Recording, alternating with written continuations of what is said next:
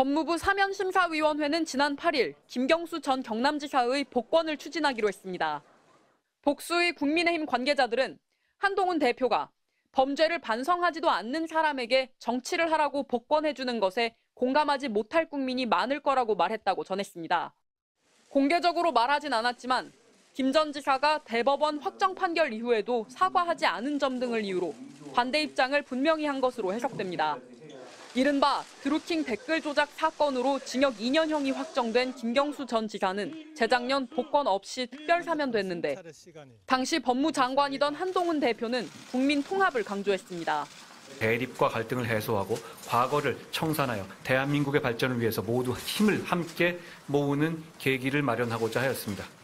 친한동훈계에선 당시에도 범죄의 중대성을 고려해 정치 참여는 적절하지 않다고 보고 복권하지 않은 것이라며 정부가 잘못된 결정을 내려도 당이 무조건 오케이 해야 하냐는 반응이 나왔습니다. 대통령실은 절차가 남아있어 아직 결정된 바 없다면서도 사면 복권은 대통령의 고유 권한이라고 불쾌한 기색을 감추지 않았습니다. 친윤석열계 의원들도 한 대표를 향해 당정 갈등으로 비춰질 우려가 있다며 적절치 않다고 반발했습니다. 김 전 지사의 복권은 오는 13일 국무회의와 대통령 재가를 거쳐 최종 확정됩니다. 국정원 댓글 공작 사건으로 유죄 판결을 받은 원세훈 전 국정원장도 복권 대상에 포함된 것으로 전해진 가운데 민주당에선 윤 대통령이 지난 4월 이재명 전 대표와의 영수회담을 앞두고 김 전 지사 복권에 대한 의사를 타진했다는 말이 나왔습니다. MBC 뉴스 김민영입니다. 야권 인사인 김경수 전 경남지사의 복권 문제를 두고 용산 대통령실과 한동훈 국민의힘 대표 간 갈등이 공개적으로 불거지는 양상입니다. 한 대표는 김 전 지사 복권 문제와 관련해 민주주의 파괴 범죄를 반성하지 않은 사람에게 정치를 하라고 복권해주는 것을 공감하지 못할 국민이 많을 거라고 말했다고 국민의힘 관계자가 전했습니다.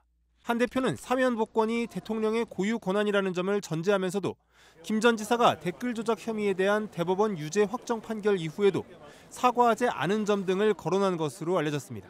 국민의힘도 애초에는 김 전 지사 복권에 대해 긍정적으로 평가했다가 이후 공식 입장을 통해 정부에서 검토 중인 만큼 신중히 상황을 주시할 예정이라며 한 발 물러섰습니다. 이에 대해 대통령실은 사면 복권은 대통령의 고유 권한이라는 원칙론을 강조했습니다. 대통령실 관계자는 현재 광복절 특별 사면과 복권 절차가 진행 중으로 어떤 것도 아직 결정된 바가 없다며 이같이 강조했는데 한 대표가 입장을 밝힐 문제가 아니라는 반응인 것으로 해석됩니다.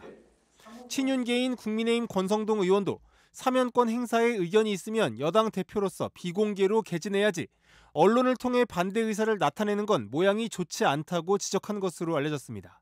김 전 지사는 드루킹 일당과 공모해 19대 대선 때 문재인 후보의 당선을 위해 댓글 조작을 한 혐의로 대법원에서 징역 2년을 확정받았고 2022년 12월 사면에서 5개월간의 자녀형기 집행을 면제받았습니다.